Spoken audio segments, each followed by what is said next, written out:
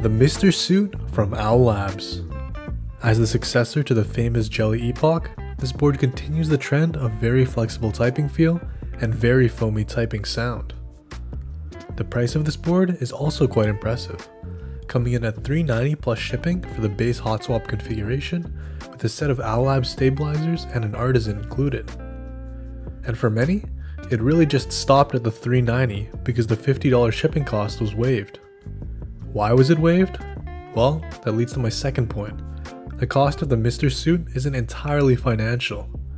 In order to actually acquire the Mr. Suit of your choosing, you have to join the OwLabs Discord, read the rules and react with emoji corresponding to your region, monitor the Mr. Suit Discord channel for updates regarding future drops, sign up for an account on QWERTYKEYS, sign into your QWERTYKEYS account, pre-log into your PayPal account, pre-fill your checkout information, have $400 to spend, check out within seconds of the sale going live, await your confirmation email, buy your PCB, plate and extras, realize PayPal excluded your phone number which is required for your order to be processed, DM Syra to add your phone number to your order, fill out a Google form to add your phone number to your order, constantly refresh your DHL tracking page, get pinged early only to find out you were sent the incorrect top case, list your board on the Mr. Suit win key list trade channel, cross your fingers that someone is available for local trade, fail to find a local trade, ship the case to your trade partner, hope you didn't get scammed, and boom, you have the Mr. Suit of your choosing.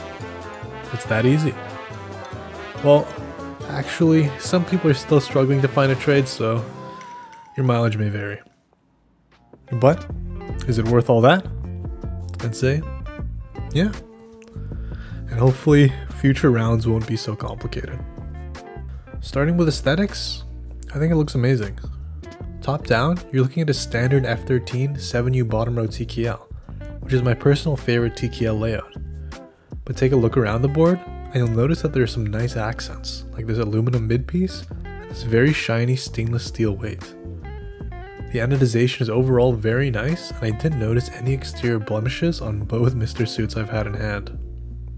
In terms of typing feel, the Mr. Suit is quite unlike anything I've tried in the past. It's insanely soft to type on, at least with this palm plate. But its distinctive feature in my opinion is how uniform that soft typing experience is. There still are flex hotspots, but they're quite evenly distributed throughout the board, and the difference between the super flexible and not very flexible areas are minimal. The meme cuts all over the PCB seem to actually be working. Now, the potentially contentious part of this board, sound. To any subscribers watching, it's probably no surprise that I really like the overall sound signature of this board. They even improved the PE foam cutouts to better connect the stabilized keys to the rest of the foam, which from my testing is a big deal in terms of applying the PE foam sound to those keys. Quick note about the PE foam, because it's black I was a bit curious to know whether it's slightly conductive, and after testing with this admittedly cheap multimeter, it seems to be an insulator, which is definitely a good thing.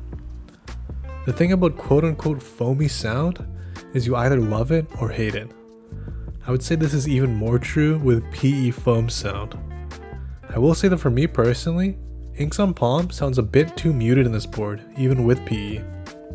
Surprisingly, it sounds significantly more muted than my Maker Scarlet with the same config.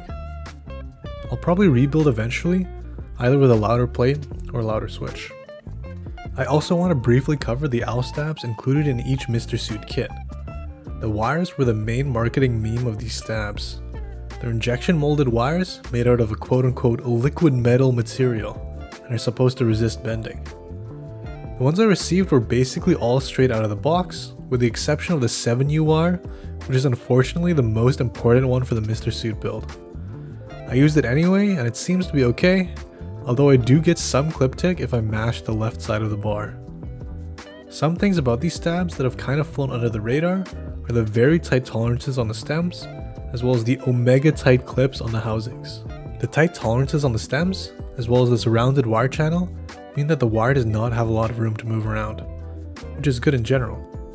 But it also means that Epsi mod actually requires a break-in period before the stabs stop feeling mushy, which is something I haven't experienced when Epsi modding Duroc V2s. For me, the mushiness lasted less than a day, so it wasn't a big deal, but I might consider just running BDZ on these stabs if I were to use them again, and I'm generally a strong Epsi mod advocate.